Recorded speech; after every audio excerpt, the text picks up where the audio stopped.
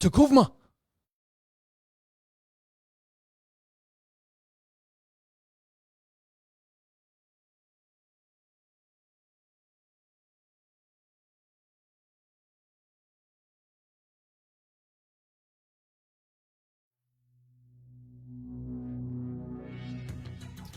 You're listening to the Flow State Podcast, and in 8 minutes and 35, 34, 33 seconds, get ready to enjoy some quality banter between two knuckleheads.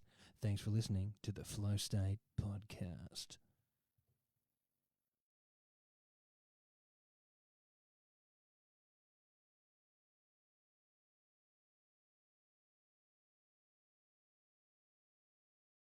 Takuvma!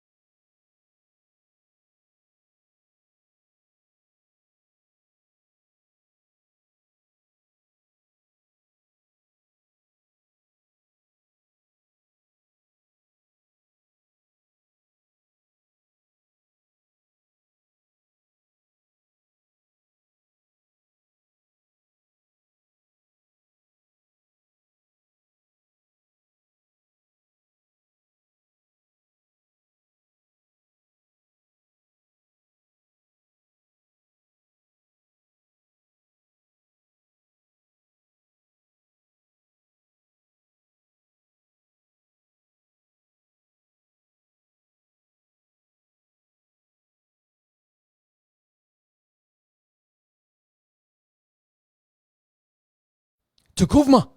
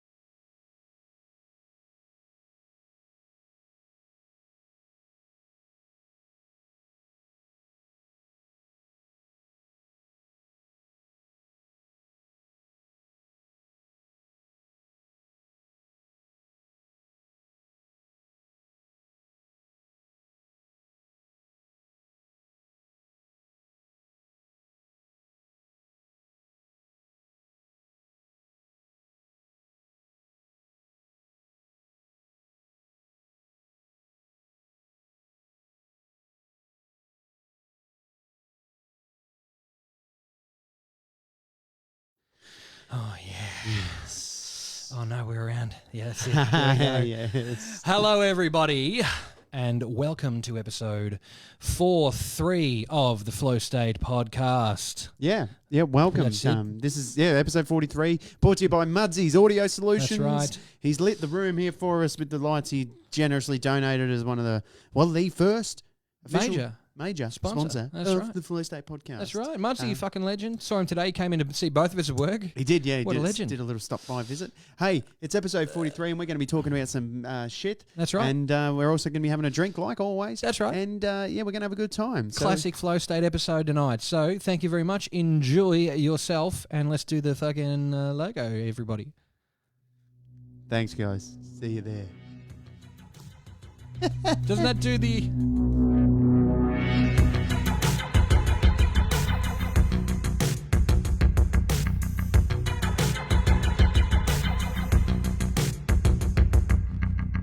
Okay, yeah, we realised, we're working it out. This We're is great. doubling Mate. down. We need a fucking guy. We need someone who's serious, like who can seriously come all the time, every time, be more reliable than we are, and actually do this for us, because every time we turn the camera on, something fucking goes wrong. You know what I mean? It's great. What even time is this? 8:45. We're like, yeah, it's all 8:30, no part of- problems. All the cameras out of whack here. Oh, hey, yeah, zing, zing. Look at this. Look at this. How do we look? We look all right? Hang on, you I don't look know. fine. You look Hey, all for right. the listeners, for Yeah. the people who listen, they don't Yeah. even know of any of this shit. What's So going- like yeah. we could pretend to the listenership that everything's really professional. We could pretend. We're sort of, because they wouldn't know. They wouldn't, but that's the thing. But we always just go, oh, no, we fucked up again. How do we, this is the thing with the listeners, right? This is what I want to know is because, leave some fucking interaction because we want to know, do you listen or do you watch? Because we've got a mixed version of the two. I've known some people that really love to watch and really love to tune in, but I also know people who just fucking put it on when they're doing shit. Yeah, well, that'd be me. Not that I listen to my own podcast, but I'm a listener. Yeah. Even when I put the video of Joe Rogan Experience on, I'm listening. You're just listening to it and going to do something else while I'm I'm in the gym or I'm doing something. Yeah. I'm walking. I like to do that as well. You gave me a really good one. I listened to it twice today, which was just a Dave Chappelle skit. The one where he's getting all angry about... I loved it. That was... Chappelle's going to a new level. Every... Elaborate decade, he goes to the people. To a new level. Tell him what he's talking about today. He did a classic Dave Chappelle bit, where he tells a long story that sucks you in, ropes you in, about the fact that Netflix have sort of basically what would you say? It's about artists he's the first artist speaking out about basically the highway robbery of businesses, corporations exactly. Netflix and shit like that. Well, the thing is, he does praise Netflix, and to give everybody a quick rundown on Chappelle's history, if you're not sure what happened, Dave Chappelle, at the age of 28, signed his contract to go on a Comedy Central show called Chappelle's Show. He pitched it, and they picked it up. Yeah. After a couple of seasons, he had a change of heart, and he found after doing a racial stereotype character, a white guy on the set who was working for him was laughing, but for the wrong reason. It was the wrong kind of laugh, and he just realised, hang on a minute. This is what's happening. If this is one guy who works for me is laughing, the whole world, I'm teaching white people to laugh at black people again. This is not okay. So he fucked off. He quit. He goes, I'm done. I'm out of here. And he just left. Yeah. He just walked. He just good old-fashioned walked out, and he never came back. Yep. And 10 years later, or maybe 7 years later, he came kind of back on the scene, started doing his thing again. And every now and again, I've always really wanted to know what actually went on with that whole situation. And he never really spoke about it, but then he had this one, the Iceberg Slim story that he did, where, if you don't mind me kind of medium retelling this story, is he talks about this pimp in the 40s called Iceberg Slim who wrote a book about being a pimp. Yep. And you very well know the story, of course, because we've both seen this many times. But he spoke about how Iceberg Slim's main prostitute, which they call in the industry a bottom bitch, is the one who's his biggest earner, is going to leave. And he says that a pimp can tell a good prostitute, a good hooker, by he can tell how many clientele or whatever she's got in her what's going on? There we go. Sorry about that, was. He can tell how many clients she can handle. So with the way Dave Chappelle so delicately put it is, he knows she's good for about 500 fucks. And she was at 497. And so he basically gaslights her and manipulates her into working for longer by going, okay, you've got one last job, go over the street, have sex with this guy, put this in his drink, and take his suitcase over to me. Now she comes running back over and says, I've killed him, we've killed him. And he's like, we didn't kill him, you killed him. Grab me the suitcase. And then he's like, I'll take care of it. And he says, all right, I've got this sorted out. You can never tell anybody, but you also have to work for me now forever. So he got another 10 years out of her for working for him because he scared the fuck out of her into doing this, intimidated her into doing this job. Right. And I'm like, okay, but hang on a minute. And then he says, and that's why I left my show. And I'm like, hang on a minute, what? So he had a story that was similar to that, about why he left. Yeah. And I'm thinking, how the fuck can that possibly be an analog for your situation? He's elaborated more on that now with 2 or 3 news stories in which he explains that he got stood over as a young man, as a 15-year-old comic. He made a joke about condoms being good years or something like that, and someone asked to borrow it and then stole it. Yeah, and which, like, him, in the way he delivered it, he didn't give you the joke, but he said, it sounds like a great joke, just even the premise of it. It's like, I think you can look that up. Industrial strength condoms or something like that, and good year, and the whole premise of it's like, it sounds like a... And I feel like that you and I probably both know who it is. I just can't think of it, but I'm sure if you were to look that gag up, you would find out who it is, and I'm pretty sure they're a pretty famous comedian. Really? Yeah, I know the fucking gag. I've heard the gag somewhere before. I just can't remember who it is. But we should find that out, and we should, hate mail them or something. Yeah, we should. Yeah. I'm sure everyone will. But the way he articulates his his frustration is pretty good. It's worth checking out. Very much. Classic Chappelle. I think it's in his new special. It is. It's called Unforgiven. This segment is 19-minute segment called Has he banged out just another one now? I mean, he's prolific, man. He could probably pump out 10 solid great hours he this year. Is the greatest of all time. Yeah. He's fucking unbelievable. Yeah. He's an unbelievable comic. Did you listen to him on Joe Rogan Experience? Just the recent one with Donnell Williams? Yeah. Donnell Rollins. He is annoying as fuck. Yeah. I haven't heard this. Chappelle's really good. I have not heard this new episode. Well, that's worth checking out. Like, he gets to the crux of shit, like, so well, better than any other human being. Yeah. He's up there with, like, Carly. You know, they could just mine their way into fucking issues, and they could be operating in these issues so deeply that their perception of it, like, is just, when they talk about it, it's like, you've been thinking about this for a long time. Yeah.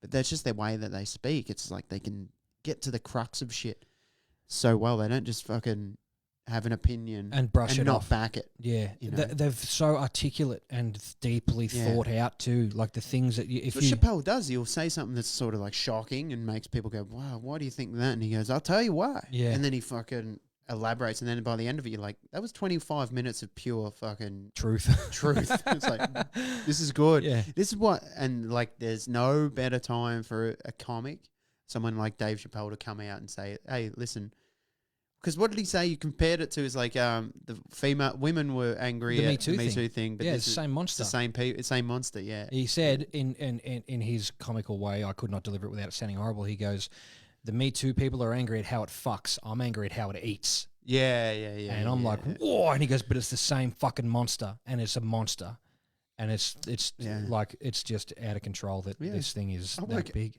I woke up to it and someone sent it to me, and I was like, what's this? I thought it was going to be funny, and it is. It is like, it is classic Chappelle, but it's not hold your stomach laughing. No. It's like think real hard laugh. Yeah, it's like, it's just. He's not hilarious 100% of the time anymore. He's actually making points now, which I think every great comedian throughout history, they've started out just being the hilarious person. Yep. They've got an hour of hilarity, but it's like now they've got a following, so maybe they can start making an impact that isn't just dick jokes. Maybe now they've got a platform where they can actually start sending a message and shit like that. But I also... But still in a fucking... in their own, on their own terms. Well, that's what I reckon is that I don't think that they go into that with that in mind. Like, hey, I'm going to do some fart jokes and then I'm going to make everyone's mind change about the world. Well, I think that when you start doing comedy, you got all this, you're at the top and you scrape the surface there and you rake up all you can. It's just shit. You know, it's like, what can I talk about? I mean, dick and sex and relationships. You're just figuring out your body, though. But then as you get better, you got to, okay, I've used all the dick and sex and shit jokes. Now I've got to dig deeper. And then you dig deeper, and then eventually you're talking about your family and your fucking kids, and then you dig deeper and you're talking about your emotions. Then you dig deeper. Chappelle's done all this shit. He's gone through his emotions. He's gone through kids. He's gone through all that. Now he's like, what makes me angry? What upsets me? And he's operating on that level now. He's like, what makes me emotional, I think. And he's fucking finding his material through that. And that's the best place. Imagine if he could be like that, if he could just go, what's pissing me off and how do I make money out of it? Yeah. Fuck it, that's I mean, without hurting anybody. He's 47 years old, right? And and Dave Chappelle, and he said he started at 14, and that was the first time he went on stage. And one of the beautiful things that I thought he said, he goes, I knew the second I got that microphone in my hand that this was for me, that this was it, and I had found my thing. Of course, he's the funniest motherfucker. And he's done his time. He's done his 10,000 hours probably 3 times. Yeah. You know? Yeah. He's done it, and that's why he's such a masterful at his art. And now, my friend Greg always says this: you can't help but tell your own story, and that guy's got stories to tell, and especially after what he went through with his show, and then leaving that show, and then it's going to be interesting to see how the rest of because everyone's tight-lipped. Yeah, you know, no one wants to fucking no one wants to stick their neck out because they're getting paid more money than anyone else in the real world. He doesn't care. It's not like it's a builder on a job site going, look, he gets paid $50 more a week than me. What's the meaning of this shit? It's well, I've actually got probably the best job in the world and probably the most privileged.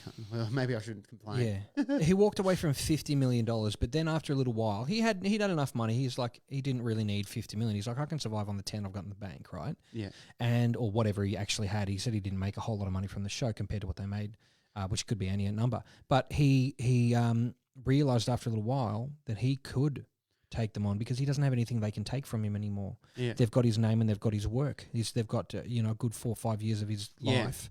And even though it was only, it's two in the contract. seasons? It's in the contract. They can, like they said, and he mentioned Prince, which I really appreciated because he was friends with Prince. He did that breakfast thing, and then they put Chappelle on Breakfast Can Wait when he released a single for the Artificial Age album. And he mentioned, it's fucking hilarious. He mentioned how Prince changed his name to, everyone thinks his name was The Artist, formerly known as Prince. No, his name was The Artist. He changed his name to The Artist. And then it's in subtitles, formerly known as Prince. Because he's the artist, and he was formerly known as Prince, right? The reason he changed his name to The Artist, which Dave Chappelle says in his singer, is because in all the contracts that all the record companies have for you, they refer to you as the artist. They don't give you a name. You are just the fucking product. Yeah. So he changed his name to The Artist as a bit of a tongue-in-cheek nod to that. And then also he changed his name to this unpronounceable symbol, which I have forever on my body. Oh, right. Is that a... That was what Prince's name was for quite a little while. Broden, for the listeners, he's got a tattoo of the symbol on his wrist. It's called the love symbol. It was even an ASCII font. How'd that feel? Fine. Yeah, my good friend Tara Nadlam administered that for me twice because I went down to visit her at the Rose and Anchor in Essendon for the first lot, and it was over the winter, and so I was wearing long sleeves, so I fucking got it infected and fucked it. And then 2 years ago, she fixed it up for me, so appreciate that, Taryn. You're a bloody legend, Tags. Yeah. So he mentions Prince in that episode about how he changed his name, and then he mentions also how Comedy Central and Viacom have a contract that he signed that they have the right to use his name and likeness in perpetuity, which means perpetually, throughout the universe. Forever. And any planet. Anywhere, throughout the universe, because the universe is of all we know, right? The universe is everything that we know of. Right. And I just laid on a shot of you pour and drink. And he's fucked now. He's like, I can't even start my own show up. I can't even do it again. I'm not allowed to use my name, just like Prince had. They own the rights to his name. Yeah, exactly. And he can put up, because it's called Chappelle's Show. He can't call it Chappelle's Show, but he can use his own name. Yeah, it's a shame. But then the whole message he sends at the end of it is, if you want to help me and if you've respected anything that I've ever done in the world, do not watch my fucking show. Yeah. That's the comedy in it. He has got to this point where he's been fucked over so hard that he has to tell people to stop watching his own show. Yeah. Which is fucking bizarre. But the thing is, I'm not going to watch it. Yeah, at the end of it, I've gone, no, fuck it, man. I'm not watching the Chappelle Show because HBO... He deserves to. He is that good of a fucking entertainer. Yeah. He has blessed the earth with so much good entertainment throughout his career. You know, he might have had a shit special one that you didn't like. But if you think really hard, I think no one can hate Dave Chappelle because he's covered all bases. He's hilarious. If you didn't like his new stuff, then you'll like his old stuff. It's one of those. He's got something in there. I love how his voice changed as he got more angry and old. Well, he smoked more cigarettes. Yeah. And he's like, well, you know what? And I love that thing where he says that Comedy Central went after him and said he smoked crack and was an alcoholic. And he's like, I was a devout Muslim. I didn't drink or smoke or anything. He goes, but I do now because you ruined my fucking life. Yeah. That was funny shit. Yeah, but I will not watch it. I don't want to watch it. He mentions also in this episode, this 19-minute thing, that he pitched his show to HBO, and they didn't only tell him, no thanks, Dave. They said, what do we need you for? And kicked him out. And now they're streaming Chappelle's Show. And so he's like, fuck you, motherfucker. And then he found out Netflix who he works. What do you need me for? Yeah, what do you need me for? And he told him, he's saying that to him now. I'm telling you, motherfuckers, what do you need me for? Yeah. And so he found out Netflix. He goes, I love it when he says this too. Netflix was airing my show. And he goes, I was furious. But he was serious this time. Like when his kid loves Nick Cannon. Yeah. He's like, he was killing it. I was furious. And so he told Netflix and said, I fucking feel horrible about this. And they said, okay, Dave, what do you want us to do? And he said, take it down. And they said, okay, Dave, no problem. And he's like, that's why I fuck with Netflix, because they do shit. They look after you. He goes, they paid me my money, and then they listened to me, did more than anything a businessman would have ever done for me. And they actually listened and helped and removed his stuff from the thing. So I would call for you to also not watch Chappelle's show. Don't stream it, and until that motherfucker gets paid, because he didn't get paid. Yep, he didn't get paid. Fucking hell, because he signed a contract, obviously, but they've taken his work. Yeah, because they stood over him. Now it's worth going and checking out that Unforgiven. That Unforgiven. On I think it's on Dave Chappelle's Instagram. I suppose if you just YouTube Dave Chappelle right now, it'll be the first thing that comes up. It has to be. Pretty unless it's that Rogan episode that he was on recently as well. That was pretty good when he was talking about COVID. Yeah. I haven't watched that yet. I really want to get into that. You want to read some comments? Yeah, we got a couple in here. So we got Matt Mudsy Stewart, Mudsy's Audio Solutions. Fantastic. He goes, smooth operator. Dude, I just jumped. Oh, because we did the Takuvma. Oh, yeah. Because I maxed out the volume. Sorry about that, Mudsy. Lucas Knight says, important alien news, which we'll come back to. Important alien news needs immediate attention. Steel monolith discovered in the Utah desert. So we'll come back to that because I'm sure you've got something to say. Thanks, Lucas Knight from Alien Watch. Yeah. Keeping an eye on those aliens. We should give Lucas his own segment, Alien Watch. Yeah. Hey, hats off to Lucas Knight anyway for popping up and giving us support every week. That's it's fucking champion. Lucas actually messaged me during the week and said that he's on his 4th round of listening through the podcast from the start. What a freak. Yeah. we love it, man. Thanks so much. Yeah, that's great. Dom Flynn's jumped in and he's gone, Matt Mudsy Stewart, this is awesome. That's great. So Mudsy, I take it you've shared that with your mate Dom. Good Welcome to the Flow State podcast, Dom. We hope to see you here forever. Now, this is what we do every week. In perpetuity throughout the universe. Because what do we do? Yeah, exactly. So okay, let's lay out a smooth one. Because we got a new viewer now. Yeah. Okay, so what do we do? Because we got a new patron as well, Aaron Blackmore. Thank you very much. Yeah, thanks, Aaron. Yep. So we started the podcast because we both decided, hey, we both like to speak. Yeah. I think it was essentially just like I've always wanted a podcast, like everyone knows that. Because the one with Jaron was shit, because Jaron's a dickhead. Yeah, that's right. Pretty much. For the listeners, I'm staring into the camera, drinking a glass like an evil villain right now. I love you, Jaron. He was supposed to come out tonight, little motherfucker. Yeah. No, well, I've always wanted to do podcasts, and Broden and I started doing some content, started making some videos and stuff, and I was like, hey, man, do you want to do a podcast? And you always said yes, and I was like, cool. Usually everyone I ask says no or lives in Melbourne. Is a comedian in Melbourne. So I can't do it. Yeah, so I tried to do my own solo one for a bit. That fizzled out. It's hard to do. It's hard to talk shit to yourself. Yeah. Unless you're a psychopath. That's right. Like our friend Tate Middleton. Complete psychopath. Can hold an episode down on his own. Yeah. Don't know how he does it. Love him. So we banged out 10 episodes on our own talking shit, and then we go, hey, maybe we can get some guests on. It's COVID. We're not going to be able to see anyone, so we can do a few Skype calls. That'll keep it interesting. Yeah. As opposed to you and me just having a fucking phone call, essentially. Yeah, exactly. Hi, Cody. What are you doing? No, just doing the shit. Yeah, exactly. But now we're back to now we're in the flow state, I think we've gone into the 40s. Now we are quite literally you come over, lights are on, cameras are rolling, and we don't have a list of shit we're talking about. No, we're literally in the flow state. It's the flow state We've podcast. achieved the flow state. Yeah, well now we can do it because now it's as simple as sitting down. Yeah. You had that Chappelle thing off the top of your head, and we just roll. Well, thanks to you because you delivered that to me this morning. You gave me that this morning. You said, "Hey, watch this," and I loved it so much. I watched it on my lunch break as well. Yeah, I watched it twice. I gave it 2 views. Yeah, it's just great. I love watching Chappelle. I love listening. He did a very good take on George Floyd. Yeah, that was the 846. At his house, house, right? Yeah, was that his house? His backyard. His house, yeah, that makes sense. That's really cool.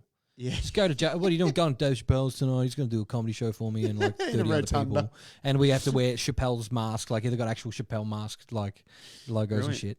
Yeah, but it's fantastic. Very deep show. But yeah, that's what we do now. We just sit down, talk about. We don't come up with stories that we're not trying to be funny. We'll talk. Oh well, I mean, it's funny as a consequence of. Oh yeah, that's funny. Funny as a funny as a consequence of talking shit, and I think, like you're a comedian, but I'm not, and I couldn't hold down a 10-minute stage slot and deliver every 20 seconds, right? But I can sit down and have a chat and have a giggle very easily. Yeah. And hopefully there's some good stuff in both of what we do to be able to come up with things to be able to do that if we need to do that. Correct. But it's a different beast, and that's the thing is we're it's not an official thing, but basically becoming a network, right? Of podcasts, because we've got a few under the belt. Maybe I'll start something up. Maybe we've got a few other things going on, but we get to do this every week. We get to do it. Yeah, well, this is the staple. It's the staple, boys. This is where you come. This is where you come for all the good start stuff, and you can check it out. And then there's many things around that you can go and check out as well. Yeah. But it's going to be a cool network of fucking fun stuff and entertainment shit. And like we keep saying, if Netflix ain't knocking on your door trying to offer you money for specials, make your own Netflix. Yeah. You know what I mean? Just make your own Netflix. In your backyard. That's it. Do your own Netflix. It can be called shit flicks or whatever you want, flicking shit at people. But you can do it. I mean, we've been trying to make movies every chance that we can get, and we can do that stuff. Like, because we've got the tools. We've got cameras coming out of our ass. I've got sound equipment coming out of my ears. It's crazy. My thinking is that, you meet so many people. You know, like, when you meet somebody and you're like, I just want to fucking hang out. Like, I don't know how you get with your friends, right? But when I build a relationship with someone, I'm just like, if someone I really like, it's like I wake up in the morning, I just want to call them, or I want to call them through the day and see. You're called a clingy boyfriend, pretty much. to my friends, I am, because it's like I want to fucking see what everyone's doing. I don't want to go a day without knowing what's going on. Yeah, what's going on? Because I like you and I want to know about you. I'm so interested in people. I was telling someone, I think I was telling Tate, or maybe I was speaking about it last week on the podcast. If I was, I'm sorry, but I feel like if there was a rule. No, I was telling my friends about this. Yeah. If there's a rule that, okay, just say it's the norm that everyone had to do a diary. It was law. Yeah. You had to do your own half-an-hour podcast every day. Yeah. I would have about 7 podcasts just off the top of my head that I would listen to. I'd have to find 3.5 hours a day to listen to that. Yeah. Fuck. So do you mean of your own stuff or of other people's stuff? No, it's everyone, every individual. Yeah. In Australia has to sit down after work and tell the podcast the story of their day or their thoughts or whatever. Yeah, and what's going through their mind. Just decompress. Yeah, I would listen to people because people are so fucking interesting. They are. Everyone's different, but everyone's the same in sort of ways. You know what I mean? Well, like you assume people are the same, but until you start asking and calling them and saying, "What are you doing?" and then they go, "I'm cooking eggs," and like they're just doing weird shit that you wouldn't. Not saying they're cooking eggs is weird, but that sounds like something Billy would say. Billy Styles. What are you doing? Just cooking some eggs. Just cooking some eggs. I don't know. I'm just fucking over COVID. Yeah. But what I mean by people being similar is that you find commonalities with them, and you go, "Fuck, I'm not alone." You know what I mean? There's people out there that are going through similar stuff to what I'm going through and think similar things. To me, but have a different perspective. That's vital to find those people as well, because if you don't, you really do feel like you're in the ocean just floating by yourself. Yeah, man. And fuck, we've all been there a million fucking times over without a fucking paddle or a fucking lifeboat. Buoy?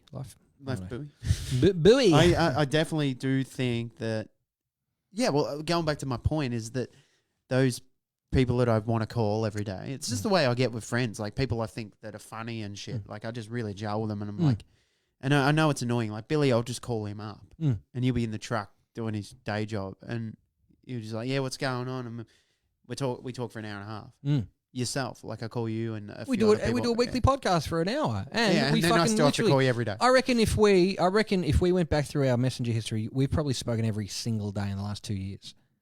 I reckon, without a doubt, without a fucking doubt, there would have been every single day. Yeah, there wouldn't have been a day missed that we haven't at least gone, go fuck yourself, you smooth snake piece of dog ass. Oh yeah, for shit. Sure. Because I've always got like it's either hey, I've got this thing. Look, don't you think this is funny?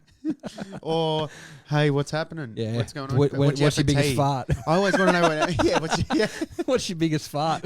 Yeah, it's shit like that as well. Yeah. Which, now I like to ask people. One time I told our group, I said, everyone has to voice record a fart tonight or else. Or else he was threatening to give like some bad people our address or some shit. Yeah. Like under the assumption that those people would want our address for ill will. And everybody record your farts or else. I said everyone has to at least send at least one fart before midnight tonight. or else. And then I think it got to midnight, no one had done it. I was like, I gave you one. I was like, all right, that's it. Oh, shit. Hang on, let's go a long way. Yeah, and I think, they... I was kind of shitty because no one sent a fart. I think I sent my fart through. Do you remember the one I did that sounded like zipping up a tent? Do you remember that? Remember that tent one? We got to find that. That whole fucking. I can find that. Yeah, please find that. I did this great one. Can we play that? I don't give a fuck, man. It's a human bodily function. You shouldn't be embarrassed of it. You should be proud of it. And anyway, it sounds like zipping up a tent. It's the funniest shit in the world. We get some rippers from some mates. If you want to send us your farts. This is going to be the point where Candace tunes in. The mail. She's like, Broden's always talking about farts. Fart into an envelope and post it. Fart into an envelope and post it to us. We'll have the sniffer dogs check it out. Jesus Christ. Fucking hell. This is horrible. We need to get a PO box. A POO box. Fucking hell. Oh, you're killing. You said you couldn't do 10 minutes of stand-up comedy. I can do fucking 2 minutes, man. That's it. Mate, I'll tell you what. I'm just looking for that one. Whether or not I can find it. I've been secretly working on a set. I've got some material. I just need to get it out. I just need to get it going. Come to an open mic and we'll make a night of it. I'd love to, but I want to make sure, like for the new year, I want to at least do 4 lots of new 10 minutes. Oh, really? Yeah, that's what my goal is. I want to, for 2021, I just want to do 4 really tight 10-minute bits. Just at an open mic? Just wherever we go, wherever they'll give me fucking 10 minutes. Well, we're going to be doing live podcasts and stuff. Well, absolutely, yeah. We're going to have a live taping. We'll get Billy to do a fucking set. Yeah, we'll get Billy to do a set, and we'll get Billy's fucking freak brother to do his fucking party trick where he guesses the fucking celebrity birth dates. That's amazing. It's incredible. That episode 30, I think we put a clip of that up. If you haven't seen it, go to episode 30. I can't find that, but hey, what we'll do is we'll send it to the patron. Yeah, if you're a patron, you get to hear the fucking tent zip fart. What it is, I'm not sure if we'll release the whole video, but I screen recorded the whole conversation, and there was like 10 of your farts in there, and and other recordings of you and me just laughing. Horrible. Hey, you've got a Hawker's West Coast IPA. I can tell you what, that is an absolute fantastic beer. They're available at the Hop Supply. That's right. Hop Supply Co., who is also a rather major sponsor of ours and continues to support us. Correct. Financially and Yep. But just beerily. I don't know. You're wearing 2 different breweries' gear tonight. What's going on with that? Well, you work for a place like the Hop Supply, and you end up getting some merch. Let's pour this. This glass is a lovely birthday gift from yourself and our boys. Of course, man. We appreciate that. For the listeners, Broden's just pouring his beer. It's the Hawker's West Coast IPA. That's right. If you're into your West Coast, if you're into your IPA, you're going to enjoy Go ahead and get that one because speaking of head, that's absolute fucking banger. That's a terrible pour. I'm going to go back over to the comments here. Check them out. Dom Flynn says, and if you need help setting anything up, give us a shout. I do all this sort of stuff as a job. Yeah, well, that's great to know. That's great. Hey, man, just hook us up with the 10 4K cameras, mate, and then like fucking GoPros that strap to your cock so we can make weird porn and shit. I tell you, we need. I tell you, this is what we need. We need sound. We need sound people. For our don't look at me. Filming. Oh, for what we're filming, yeah. Anybody got a boom mic? Yeah, we need a boom mic. Boom mic operator. We need a boom pole operator, a boom mic, and with a dead cat on it. And Aaron Blackmore is watching. The new patron, the latest addition to the patron. That's right, you poor bastard. But we need that. And hey, if anybody wants to donate a new overpowered computer to run this, we'd really appreciate it. Yeah, we want to get our third angle running because this is just not good enough. We're having some computer meltdown problems here. Yeah, and then that causes actual meltdown problems with our brains. Oh yeah, I get angry. Hey, I wanted to tell a story. Yeah, let's do it. Because oh shit, have you ever lost something and you go to feel your pockets and you go, fuck, I've lost my wallet, I've lost my phone, I've lost my keys. Yep. And your heart just sinks. You're lost. It happens. It does. It does, and it sucks. So, I like to think that I'm not the kind of. Erin Blackmore wants to know where her T-shirt is. So we're working on the new T-shirts. Give what back? Yeah. Christmas time, you'll have something. I promise. Yeah, we're getting new shirts printed. The last printing place turned out to be a bit of a fucking shithole. Sorry about that, but we've got your name down on the list. Yeah. Everyone's getting their shirt. We'll get you sorted. Don't worry. Yep. It's happening. Yep. Sorry. And some badges. Hey, wait, what? It's PM your shirt size. Yeah, actually, we might have one for you. Yeah, send us over because we might. We had some. Yeah, Aaron, send us your shirt size, you bastard. Yeah, piece of clay. I don't want to have to. Fucking, yeah, nothing worse than losing your personal belongings. Yes, true. Right, so I was in Vietnam last year. Yeah. And we caught a night train from Hanoi up to the top of Vietnam, Sapa, in the mountains near China, close to the border of China. So we catch this night train, and we'd had a few drinks before we got on it and stuff, and tried to get some sleep on a old, big, massive Vietnamese train. Couldn't sleep. Steam engine? Felt like it. It wasn't. Anyway, we get off the train. It's like a 8-hour journey.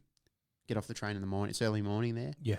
We got on a bus that we had prearranged to take us from the train station at the bottom of the hill to go up the top of the mountain where Sapa is. Great, beautiful city. Get on the bus. Realize we're on the wrong bus. We get told, hey, you guys are on the wrong bus. Got to move. Yeah, it's that bus over there, same colour. Oh, okay, easy mistake to make. We get on the other bus. We're driving up the mountain, whole group of, it's a full minibus. We're on our way to a motel. We're going to get dropped off there. They just do the whole round. And Candace goes, my girlfriend, she goes, oh, I've lost my my phone and my wallet. I left it on that other bus in Vietnam. And I'm like, you got to be fucking joking, because there's no way in God's earth that you were getting any of that shit back in Vietnam. Fucking hell. Especially, we're on our way up the mountain. That bus is just still there in the train station. Like, yeah, you've lost it. So this is what, and she's sort of getting angry and frustrated and upset. Like, well, all we can do is just cancel your card and just use my money. Yeah. And forget about the phone. Doesn't matter. Yep. That ain't getting back. Goodbye memories. Goodbye all that. Just sign off on it. Yep. And then, and where she's getting all angry, I'm like, just calm down. It's fine. Look, we've got enough money. We can still enjoy the holiday. I'm just trying to be rational. Yep. And shit like that. And she's still upset. And then this British girl who was next to us on the bus, she goes, oh, sorry, I can't help it over here that you've, have you left your phone and your wallet on the other bus? And I was... The other bus, innit? Innit, yeah, fucking... Like that. Yeah, she was... She a posh spaz? She was a little bit of a posh spaz. And anyway, she goes, I can call my tour guide, and she's still there at the train station. She spends the day there telling people what bus to get on. That very good accent, by the way. Oh, thanks. And she might be able to find your phone and wallet and take it to you and something. I'll give her a call. She gave her a call. She's talking to her. I was like, yeah, it's what color is the what color is the wallet and stuff like that. And she did it, and she goes, yeah, okay, yeah. So to be on a black bus, yeah, it'll be on a black bus going into town about half an hour. Yeah, no problem. Thank you. Hangs up the phone. She goes, okay, so apparently it's going to be on the phone and the wallet has been found. It's going to be on a black bus coming into the town at the top of into Sapa in half an hour. Fuck. So they're half an hour behind us. So we get dropped off at our motel. And I'm like, Candace, so this black bus is going to be coming through the town. So what we got to do is just drop our bags at the lobby, put them behind the reception, and then we just run into town, wait for the bus to come past, hail it down, ask the people, say we're the phone and wallet people. So we run down, we see the bus, and it's like a kilometre away. So I take my thongs off and I sprint, and I'm like, I'm going to be honest, I'm a lot quicker than Candace when I want to be, and I'm flying. I'm like, I'll just go, Candace. You just try and get there. I'll meet you there. And I'm sprinting. Running like Terminator 2. Exactly. Down a hill. Because you can go quicker. And everyone's looking at me, and it's slippery and it's raining up there. And I'm like, And I got there and I was like, hello. And no one was really speaking English. Yeah. And I was like, shit, I don't know what to do. Like I'd rushed to this. Yeah. I caught the bus. And then I didn't know. You literally caught the bus. I didn't know how to communicate with it. You're just heavy breathing like a gorilla. And it's like, the fuck? What do you want? Yeah. Anyway, Candace gets there and she's like, oh, my phone and wallet. And she's like looking through the bus under the seats and stuff. And all these like backpackers are there going, what the fuck? You look it under my bag. And then there was like this other, like an Irish guy who was just like, yeah, do you need some help looking for something? And because she's like lifting up bags in a fluster and shit. Yeah. And she's like, no, it's not on there, Cody. And I'm like, oh, okay. And then some Vietnamese guy comes up to us and he's just like, oh, you're looking for the phone and the wallet, whatever. And he's like, okay, jump on our bus. So we have to get on this other white car. And they take us around the block to to an alley side street. And I'm like, this seems legit because there's a girl here who looks really This seems nice. Less legit to me than anything because it just seems so unlegit. She was lovely. She was good looking. I know your other story, though, about when you got lifted, and this is why I know this sounds weird. I haven't heard this one. So I've had one bad experience, which you know, and this is a good one. Okay. So we go back down the side street, and they open the sliding door of the car, and there's this up the street. You guys are going to get killed. Up the street is coming this Vietnamese guy. With a big knife. What's that in his hand? What is that in his hand? It was the phone and the wallet. Fuck off. Some chain of events. Fuck off. And he comes into the thing and goes, there you go. No problem. No money? And I said, Candace, give him 250. What's in the wallet? give this guy something. And you just used to get ripped off, just pay the man 300 Australian dollars. I said, give him 250,000 Vietnamese dong. I don't know how much that is. I think it's like $30. Yeah. I could be way off on that. I forget. Anyway, it was all that was in her wallet. And she gave it to him. And this is the weird thing. He was just like I think he was a guy who was like, just got sitting told there and to he's give like, hey, it's them. Go give that to him up the road there in that van. And he was like, he's just, and he was laughing. Fuck they always talking Vietnamese and having a laugh. And he's like, I don't know, I'll just end up with this money.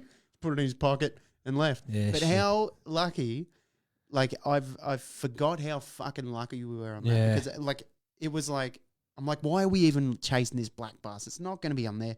Even if it is, it's in one of these backpackers' pocket. Yeah. You know, but turns out like it's not even on that black bus. It's around the corner.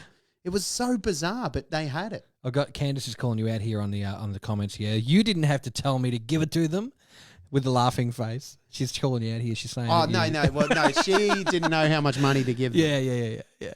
No, but that's phenomenal. That's ridiculous because that sounds like a fucking disaster waiting to happen. Yeah. And thank your lucky motherfucking stars that worked out. How incredible is that? That's amazing. Like, there's no explanation to as how or why it was in that other street. Yeah. But it was there, and we found it. Fuck. In a foreign country, in a foreign town that we had spent no more than 20 minutes in. We're running around the streets. We somehow, it's a hotspot for tourism and stuff. There's buses going through it left, right, and centre. I'm not reading that last one that was sent through. I think that means business. But like the thing with that, man, is like is she right? when you I don't know when you get back to the hotel, it makes me think that you got back and your luggage was stolen. You know what I mean? Like all this shit, Mr. Magoo situation, and then fucking. It's not a trip unless something happens like that. Yeah, for sure. Like shit happens. I don't have anything like that. I've got nothing because I haven't done anything. Yeah, well, when you go overseas, it'll happen, and you'll be like, "Fuck." No. The passport is the only thing I actually care about. Yeah, that's what you need at all. Like at all time, I always buy a bum bag. Yeah, and always wear one. It's an under the clothes bum bag though, right? Because you can't lift them off people. You get one that tucks into your actual butt crack. You pull your and your ball sack. Yeah, and then you got your passport there. Especially when you give people the money, it smells like balls. Yeah, that's right. They know that you're a tourist. Man, my old man gave a dude like $20 in Fiji when they went over there for their mum and dad's honeymoon in like 80 something. Yeah, okay. And he got Christmas cards from this motherfucker for years. Really? Yeah, because that was a heap of cash to dude in Fiji, and he was their waiter, like their room guy, right? And so he was waiting on those guys for ages. And Dad tipped him $20, and the guy fucking broke into tears and shit, and like thanked, because that was I said, a lot of cash, and I don't know what he did with the $20, but he had kids and he was trying to support his family, and he was working a bunch of jobs, and he sent Dad like letters for ages. So that's the thing, is giving this dude a bunch of cash probably was pretty sick. You know what I mean? I'd like it if someone gave me a bunch of cash, actually, if you want to become a patron. Oh man, we're getting all the patrons we have. That's it. It's great. We love yous, and it's really cool. So there was the one thing that we were going to have a chat about that Lucas brought up. That's right. We were going to go back to that. What do you reckon? It was a good cliffhanger. So it was I don't know. I've only seen 2 articles about this, and I'm on a bunch of nutbag pages because when we did that Ike episode, I went on a bunch of cooked ass motherfucking pages, and when we did the Dan Aliotto episode, I went on a bunch of UFO pages, and I stayed on them because they're fucking awesome. Love watching it. Love calling people. Well, out. you're a UFO fanatic. You know, I'm a ufologist. Yeah, you know, I'm registered. I've got the same certificate everyone else has. None, because there is no such thing. But anyway. So I've seen it on these pages, and it's about this. They've found a quote-unquote monolith in the desert of Utah. What is a monolith? Well, if you're familiar with the Stanley Kubrick film based on the fucking book by... It's Stanley Kubrick. Is it Stanley Kubrick? Did he write that book? Who wrote the fucking 2001 A Space Odyssey? Anyway, yeah, the monolith appears in those stories. And it's the key to logic and what made the apes evolve or some shit. But anyway, so they find a quote-unquote monolith in the desert, and people start going, we found a monolith. And then people are like, well, it's probably an art installation, and it is illegal, in fact, to install art installations in public land. Okay. So tell that to Banksy. Yeah. Because he just won't stop, that fucker. Have you seen Wanksy? Is that the guy who just jizzes on a wall? No, he doesn't just jizz on a wall. Fucking hell. He draws. He was a guy who in his little province in the UK, but the council wouldn't do anything about potholes. So he started spray painting massive cocks on the potholes, to make the potholes look like a cock. So they come and cover them. So they come and they clean it up, but then they'd fill the pothole in. It's Wanksy. Wanksy's a local hero. So have you seen anything? Arthur C. Clarke, thanks, Aston. Aston we need to have a chat with Aston Elliott. Aston Elliott is a legend. I worked with him in some capacity, not directly, on Dragon Force X. Aston is a film dude and loves a bit of horror and a bit of action. So, Aston, if you want to check out Bonk City Detectives, we'd love some special effects at some point if you want to get in on that. Yeah, for sure, man. Yeah. So, what do you make of this quote-unquote monolith? Look, there's so much unexplained shit in the world. Like, fucking... They don't know how they cut rocks in Jordan.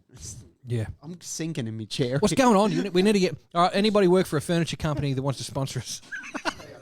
I got to sort this out. What's going on? You got undies on. What's this? They're riding up. They're right. Fucking hell. Jeez. Back to hide. All right, you got the hide up? I think so. Yeah. Oh, look at those lights. Yeah, there we go. That's look better. at that. Look at you. You're a bloody rock star now. I was thinking about moving the camera down there for a little while, but now we got you. Look at that. We're the same. You're really long. I think we got to get that aspect ratio sorted out, guys. Come on, we need help. We need help. Well, we need. Yeah. It looks good though because I'm a bit of a fat prick. So you're making me look this like this is like the listeners are going. Fuck! Why am I listening to? Why am I listening to these wankers talk about video the way they look? As far as they're concerned, they have friends in Sri Lanka who only listen. That's right. They're like, these guys sound like very attractive men. Yeah. And then they go to YouTube and they're like that, and then they think, well, Broden's very attractive. He looks like up and down slim, and Cody's kind of wide on that angle. What's going on? Quite the opposite, my friends. We should, because we got a bit of a following over there. Yeah, we're number one. When we go over there, we should just walk around the airport going, hey, I can't wait to do an episode of the Flow State podcast. That's right. Broden. It can be found on flowstate.weeblyside.com or whatever the fuck our website is. Yeah. Like, we were number one. For like a day. Were number one. Were we? How long was it? I don't know. About a week, man. You got the stats. We're still there. For comedy interviews. Yeah.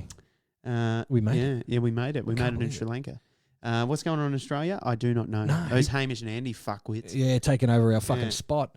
Come on, Hamish. Bastards. Move aside, mate. Get out of here, you supermodel dating fucking piece of shit. Hey, we should do. They do a good job. They're funny. I can't give them anything. They're good. I don't have to like them. They're funny. They're funny. I like Hamish. Yeah. Look, man, I'm up and down with them, but it's I like Hamish Blake. He's a funny man. I'm not. This is the thing is I'm always like, fuck Hamish and Andy. But I'm not down on them. I think that they are very funny, but the stuff that you get shown on TV is not. Okay. The stuff that you see of them isn't fucking funny. They're but podcasters. you know that they just did something real funny before the camera was on, or they cut the funny bit out and left it for TV. Like the dirty stuff. Because not only the dirty stuff, but you know they did something hilarious, and everyone's in a good mood, so they're like, yeah. And now we're just going to cut to this guy. And it's like you just cut out the funny bit and you left the reaction. And I know they did something funny, and I'm sure that they used to have the Hamish and Andy show. That was fucking hilarious. Yes. Where that idiot Chris Lilly came from, who I don't like. Chris Lilly. Oh yeah. Yeah, I'm not a fan. And it's not because he's not talented, and it's not because he's not successful. Just don't like his humor. That's fine. I don't have to. You don't fucking make me. Yeah. Hey, look, like I love dark humor as much as the next person, but I still have not worked out where the humor was meant to be in making in singing that song about the girl who overdosed on drugs. Or the one called Squashed NIGGA about an actual small black child who was killed by a car. Yeah, so he seems to pick like... I'd like to get to the crux of like where he's... Because I like Anthony Jeselnik and stuff, and people who will say shocking things. But I can't work out where the fucking humour is in that. Chris Lilly stuff, yeah. Because it's not ironic. No. It's not. There's no irony there. Unless he's saying, hey, I was being ironic because it's so bad that you can laugh at it. Like, there's no, like, I can't work out. It's almost like when people say something bad and go, oh my God, it was a fucking joker. You know when they do that? It was a fucking joker. You ever hear people say that? Yeah. Oh my God, it was a joker. Oh, that was just a joker. It's just a joker. Fucking, I hate kids. I hate teenagers. Fucking hate them. I'm glad I was never one of them. I was probably the worst. Chris Lilly sucks ass. I'm going to say it. Okay. Chris Lilly. Chris, he's listening. I'm sure you are. If you are, Chris. Please become a patron. Yeah. You can also become a sponsor. We'll put you on Bonk City. We'll put you on Bonk City Detectives. Except let us do the acting, mate. Yeah, you can be on a show that's actually good for a change. And it only runs for 3 minutes, so it doesn't get old like everything you've done. You're fucking pathtic. Nothing. You're a successful, pathetic millionaire Australian comedian, loved by families far and wide. Piece of shit. You haven't done anything since fucking We Can Be Heroes. You piece of shit. And everything you've done has gone downhill ever since. You tell him. Come on, Bonk City Detectives. That's right. Yeah, make us famous by association. We need a black person. Yeah, you can fucking black Face up. Paint black up. You fucking piece of shit. dickhead. Blackface hasn't been acceptable since the minstrels were doing it. You fucking idiot. It wasn't even funny on Hey Hey It's Saturday when they did it. You bastard. Whoopi Goldberg even said it was shit, and she's a comedian and hilarious. Yeah, exactly. Just stop blacking up, you stupid cunt. Fucking dumb old bloody idiot. Face, you look like an old bastard. If you're not that colour, stop trying to be that colour, you fucking idiot. Yeah. Anyway, Chris Lilly. So there was this monolith in the desert, right? Basically, it seems like it's an art installation that's been... What's your best radio voice? What's your best old fucking person radio voice? You're listening to 9864. Come on, you can put more weight into it. No, but I don't like the weight. I like the goofy sort of morning breakfast tone. So, well, that's great, Johnny. We're going to put on the next track for Ed Sheeran. Are you listening, Broden? Because after the break, we're going to be doing the super quiz for the week, and whoever calls up wins a free movie ticket. Oh, that's right. We're sponsored by Village Cinemas here down at Fuckhead FM. And then we're going to be speaking to a comedian named Chris Lilly. You might have heard of him. Hilarious stuff from Chris Lilly. His new show on Netflix explores racial stereotypes in a completely not funny and offensive manner. I like those. I can't wait. Let's play Ed Sheeran. I like those guys in the morning. They're like, well, you see the problem with essentially what the situation is in television these days is you've got guys like Chris Lilly coming on the TV and what they call in the industry blacking up. Yeah, where he continues to cover himself in things like boot nugget and all kinds of coloured things to portray somebody of a different race in quite an offensive manner and passing it away as comedy. Yeah, and I love those guys with that voice. They're just like they're fucking. It's almost like they let their face loose, but it's not because they let their face loose. It's because their face is loose. Is it that Alan Jones style? Yeah, real blobby. Yeah, it's you know what that is? That's just bacon every morning before you go to the station. That's what that is. It's bacon and baking, like wake and bake. No, it's bacon. Getting stoned out of your mind. Those jowls from those old, it's 60s diets. Yeah, right. That's the good point. It's 60s diets. Yeah, it fucking made their face all like... And then they're on their thing. Do you reckon Grant Denyer will ever get that? You know, little baby face Grant Denyer? Nah, that guy off the TV? He'll be tight. Carl Stefanovic, though. Like, you know that guy, he still talks like... Honestly... What do you reckon? Honest opinion on Carl Stefanovic. Yeah. When I was young and stupid, I thought he was funny. Yep. He is nothing but a fucking smart ass. Yep. cocksucker. Wow. Well, no offense to anybody who actually sucks cocks and enjoys it. We understand it's great, and it's great for pretty much everyone involved. Carl Stefanovic, however, Cody has it in here first. Cocksucker. Yeah, you get people on there and you lambast them and you try and make a mockery of them whilst trying to come across as the witty guy. It's not working for me, all right? And it's not working for the Dalai Lama. We saw what you did to him. You see that? What did he do with the He met the Dalai Lama. He met Tenzin Gyatso. Why couldn't we fucking send someone appropriate? Is that? Hang on. Is that Tenzin Gyatso? Is that the Dalai Lama or was that Mahatma Gandhi? Well, hang on. Mahatma Gandhi was Mahatma Gandhi. Was that his real name or was that his? No, the Dalai Lama's real name is Tenzin Gyatso. I'm sure of it. Someone look it up. Oh, I would imagine. Someone be Jamie. Check out what's the Dalai Lama's real name. I'm pretty sure I learned this from watching Avatar, not the James Cameron movie. I'm being the classic cartoon. What he did is he met the Dalai Lama and he says to the Dalai Lama, a joke. He says, the Dalai Lama walks into a pizza place and says, "Make me one with everything." The Dalai Lama didn't get it because it was a shit joke. No, I reckon the Dalai Lama did get it. And just wanted to make him look like a fuckhead. No, he just transcended himself above it. I'm fucking not. I have meditated for so long that I don't even have to put up with this shit anymore. Like when shit enters his mind, he just goes... Fucks it off. Yeah. Like it goes away and he just goes, "It's okay, you were stupid. You're a fucking idiot." It's okay, you were stupid. Like, why would you send someone with respect to speak to someone as fucking brilliant as the Dalai Lama? Exactly. And don't be late. And if you are late, tell him sorry about the delay. Come on, that was great. Yeah, that was good. Come on. I can... these people are phenomenal. But like monks. Yeah. Imagine the self-control. Imagine actually having any self-control. I don't. Incredible. They have mastered their own minds. Yeah. Have you seen them? Yes. Yeah. I couldn't tell you. Yeah. Have you seen them kick each other fair in the balls? And they just go and just take it. Fucking hell. But because Wim Hof does this brilliantly. He's the breathing guy. Yeah. It's controlling your mind.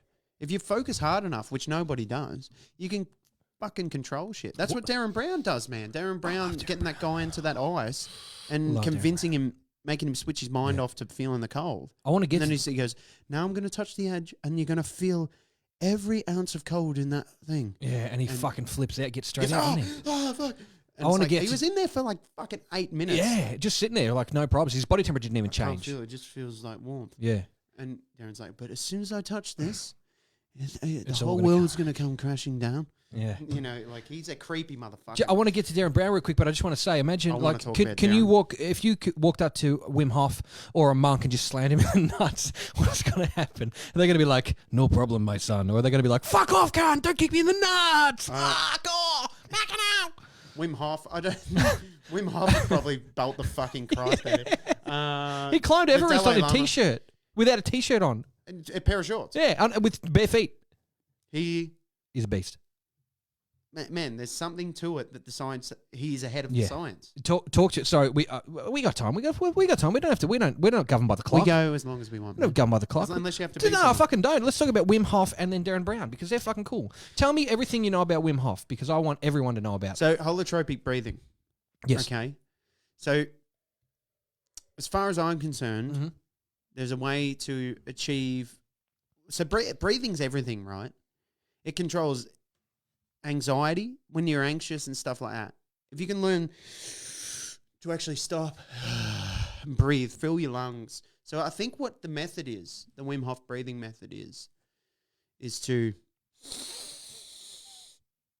take all your air in. I could be way off on this. Let's do this now together.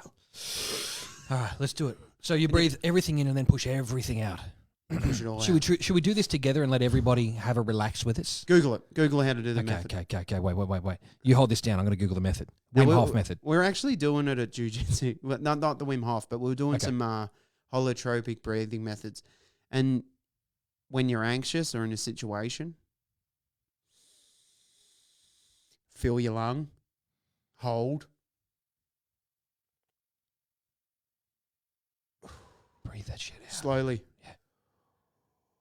I've got something to relate to it. Slow as you can. So when I was... And do it again and repeat. When I was training vocal stuff with my teacher at the time, Adam Lyon, we did some of that holotropic breathing. I didn't know what it was called at the time, but essentially what you would do is you'd breathe in and hold again, and then you'd breathe out. But you would breathe in for a certain amount of seconds, and you would hold for that amount of seconds again, and you'll breathe out for that amount of seconds again. So it'd be in for 4, in for 5. I'll do it this way. So I'll do it for the audio listeners. You can hear the counting when I do it because you're breathing in. You're not fucking fly up. You go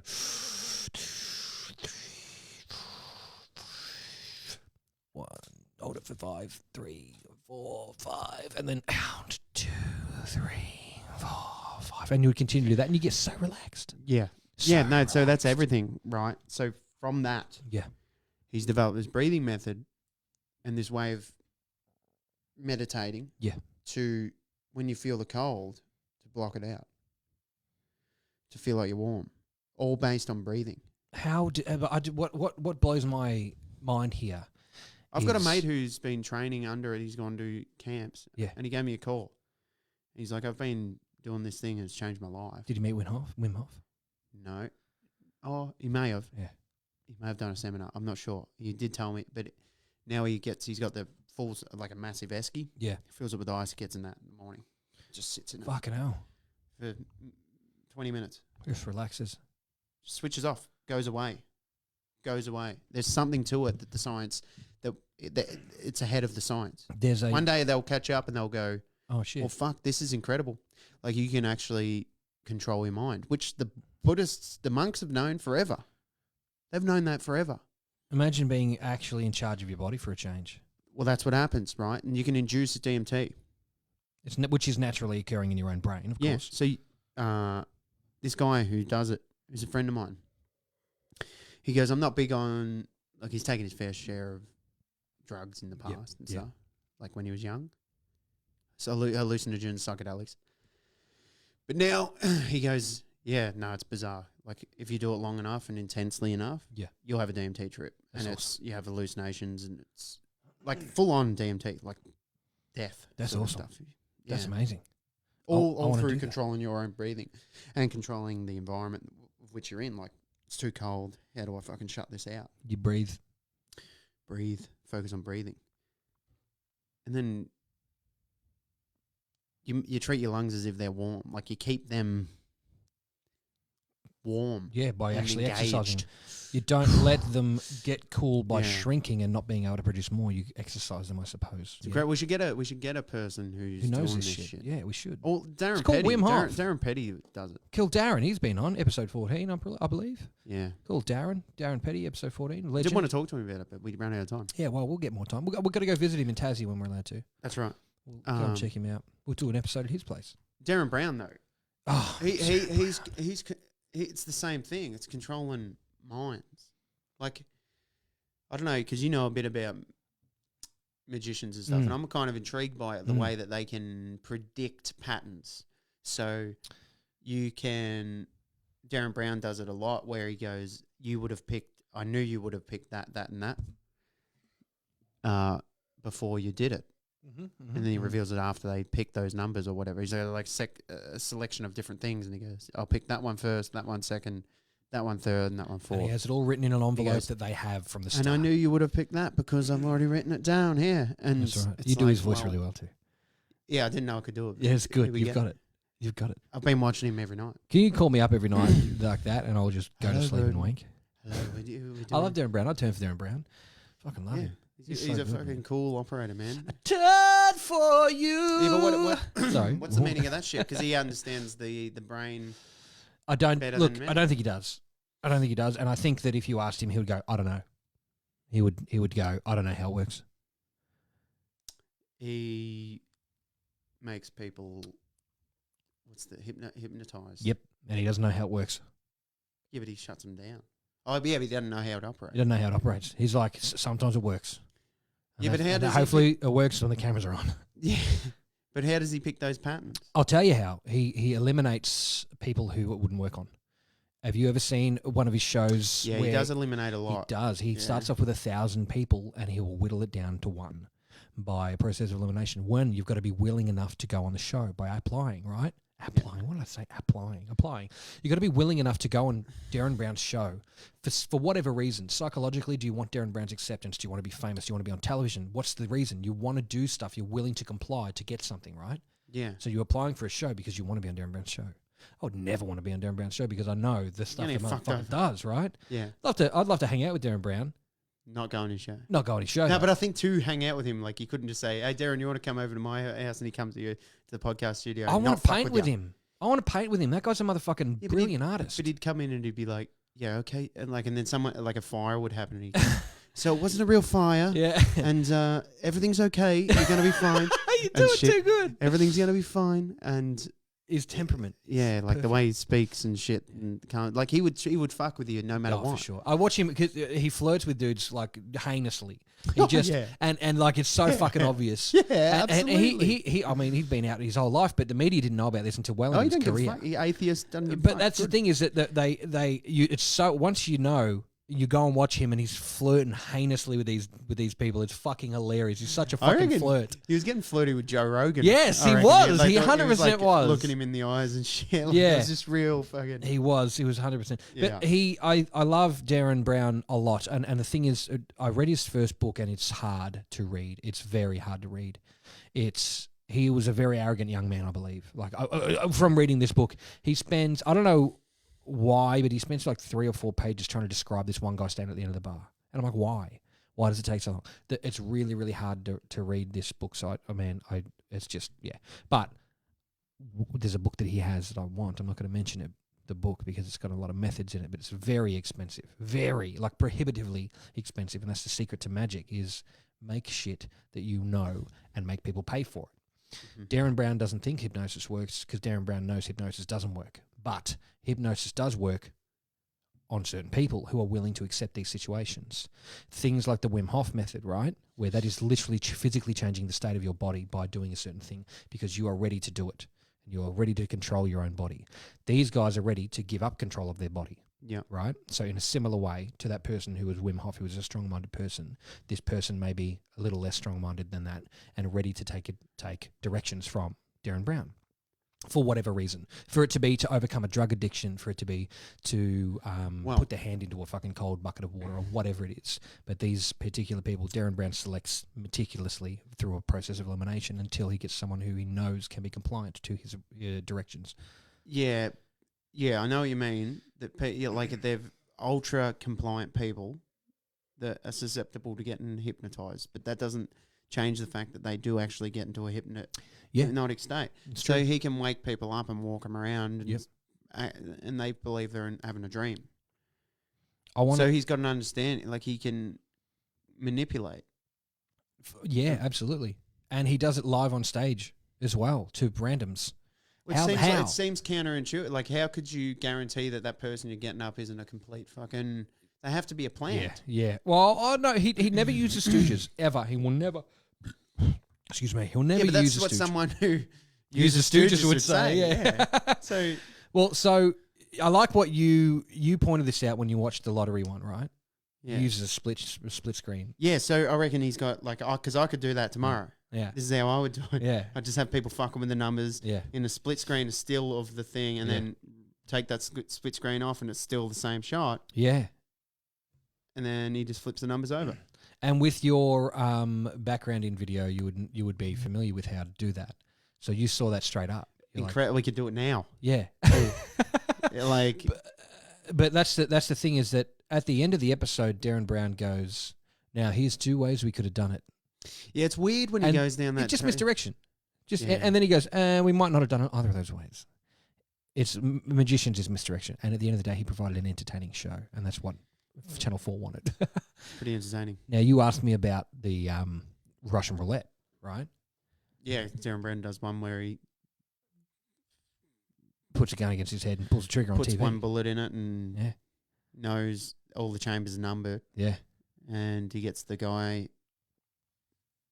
other dude to count the numbers, and he goes, "I need you to count them very clearly. Yeah. And I need you to not hesitate on any of them because it will really..." Like, he puts this huge song and dance in it. I'm like, I know what you're doing. And he's doing the breathing too. He's like staring into space. He's like, okay. And, but he knows the whole time. He could have just gone it's fine. Done. Well, he does let off a round.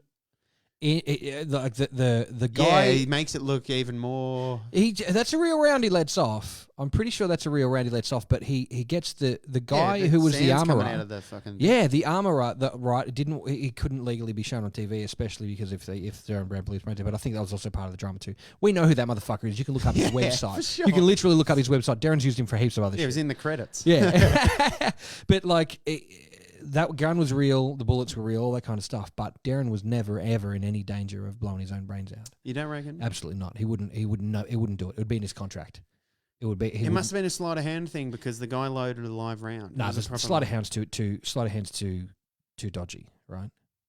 Yeah, but how could he get? There was a live round in there, unless it was a fixed gun that couldn't fire on that cylinder until he fucking clicked the button and shot it or some shit. Yeah, well, you know what? You're making me second guess my own shit now because now I'm thinking about the episode and he goes like this. He puts a shield over. He puts one against his head and then he goes, "Oh fuck!" Yeah, he fucked up. And he puts it on the bench. And he sits there, but I think that was part of the show. And he sits there for like fucking 5 minutes staring into space. Staring into space, and it's live too. So he's like, "Fuck!" And everyone at home's going, "Fuck, Derren Brown, fuck the man. He's gonna kill himself, man. This is gonna be sick." And then he goes, and then and then boom, and blows a hole in the fucking in the sandbag. And then he hugs a guy, and then credits. That's it. Yeah. Go and watch it. Get into some Derren Brown, guys. Go and check it out. I love all this mentalist shit because you know what it is at the end of the day? These people are fucking talented. Yeah.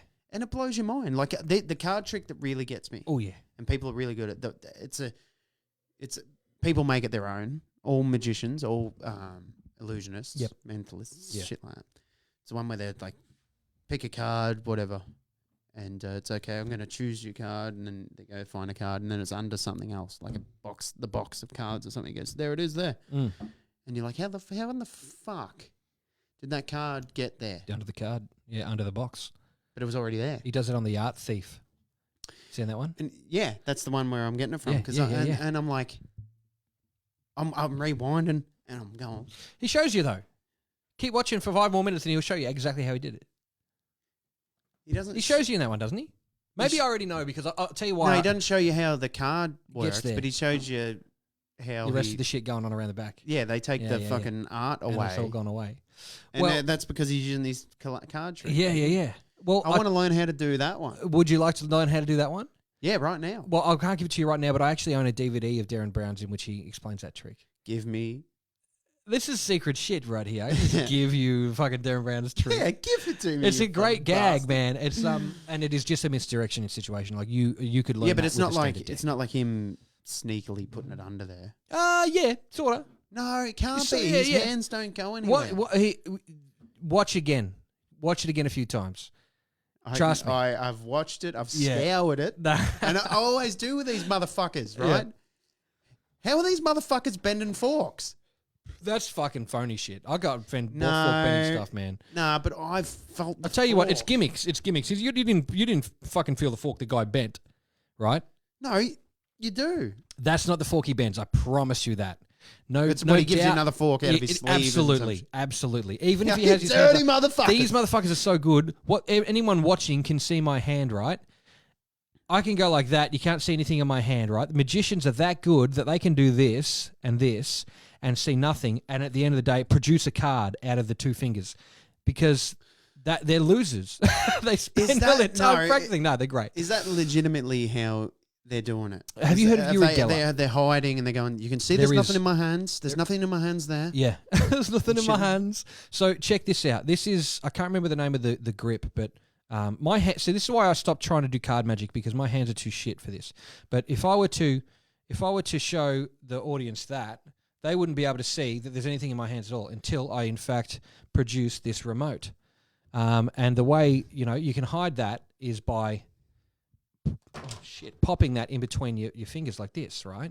I can't remember the name of the grip. Austin, if you're watching, fucking, he's my magic buddy, he'll know. But so you can see that here. Can't see that here, right? Until I want you to see it. Boom. Oh, I need to get that around the other way or something. But like, you've got a card and then you produce the card until you've got it into a position that's quite more satisfying to see. But also it doesn't really look good when you've got it in your hand like that and you can still kind of see. Can you see that in the camera, boys? What do you reckon, Cody? Can you see that? Look in the TV.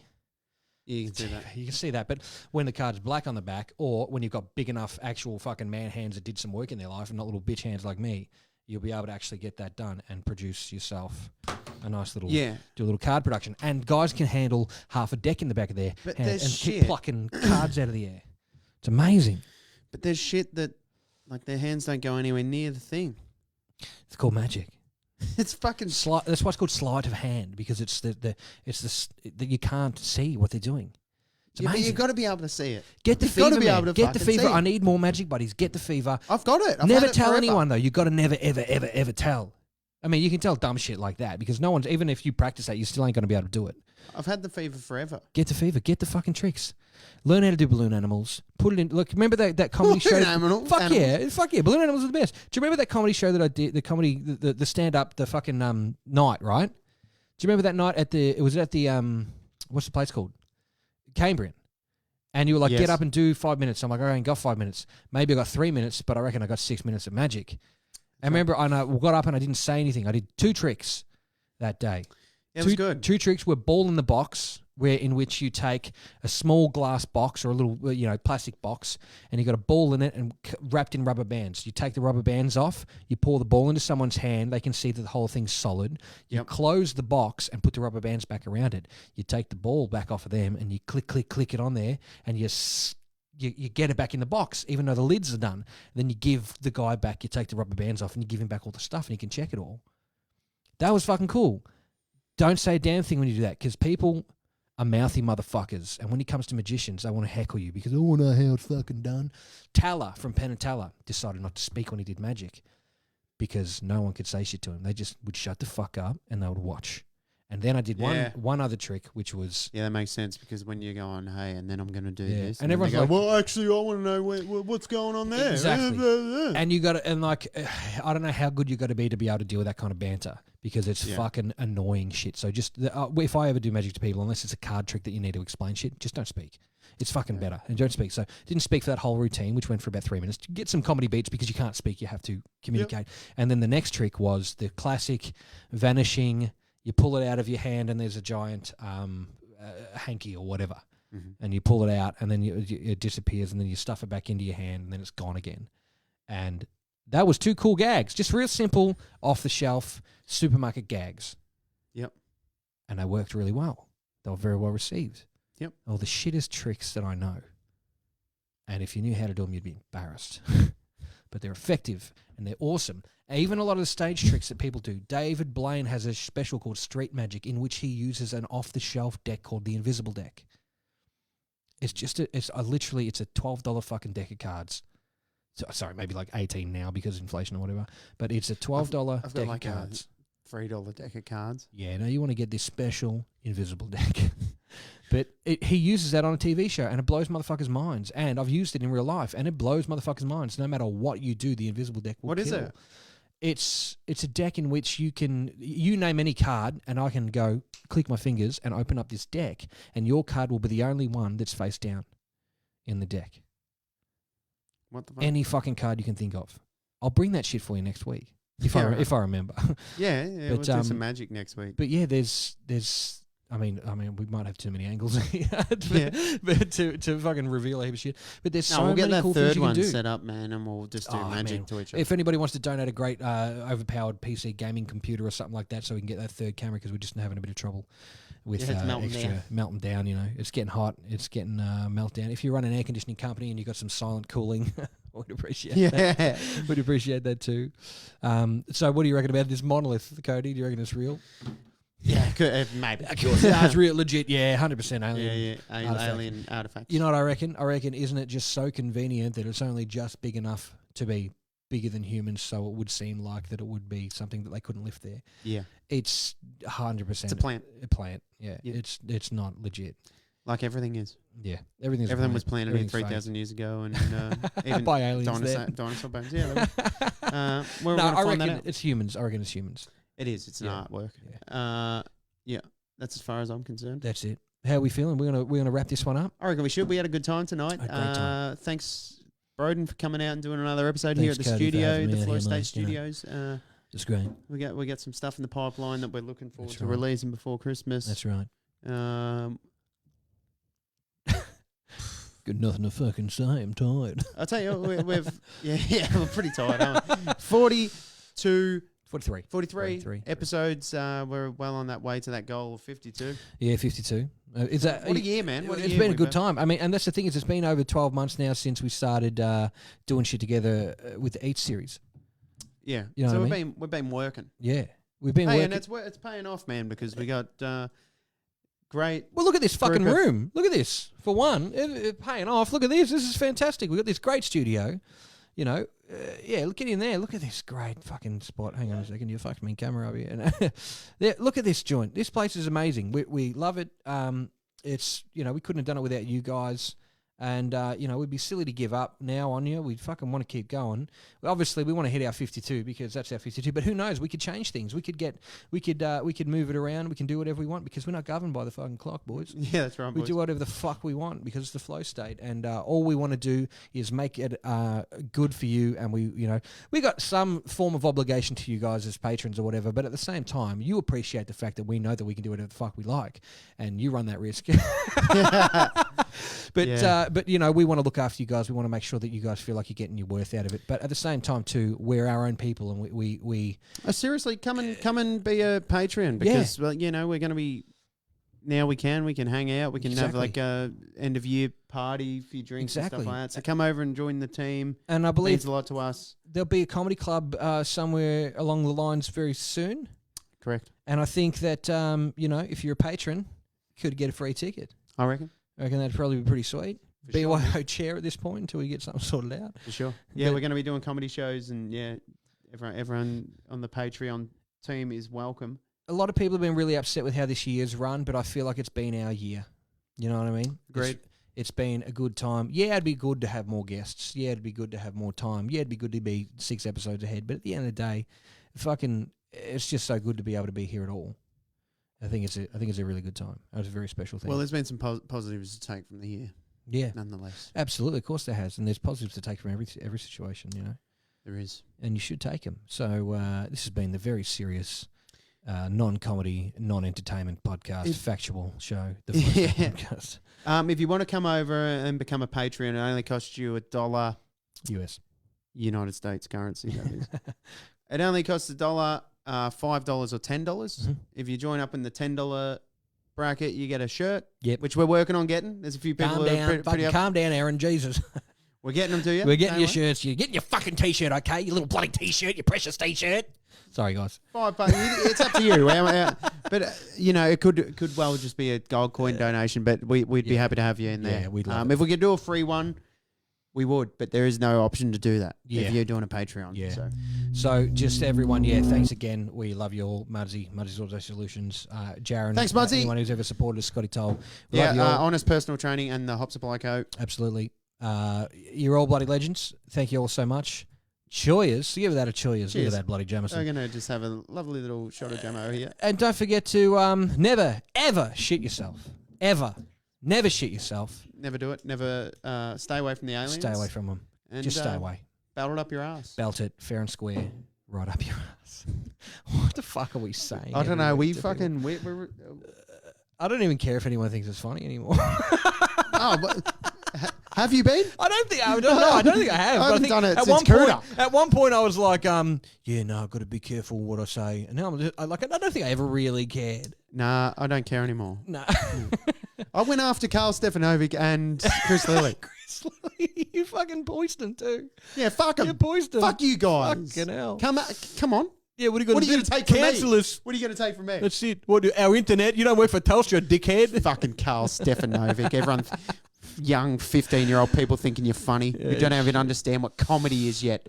You just sit there spoon-feeding the fucking public of Australia your warm diarrhea. You fucking pathetic excuse for a journalist. Fuck off.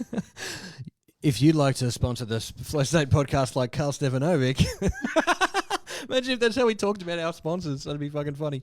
Thank you all again for episode 43. We'll be back next week with another one. So belt it. Yeah. Cheers, guys. Come and join us on Patreon. Send us a message. Send us an email if you want to learn how to get there. Thanks, bastards. Bye.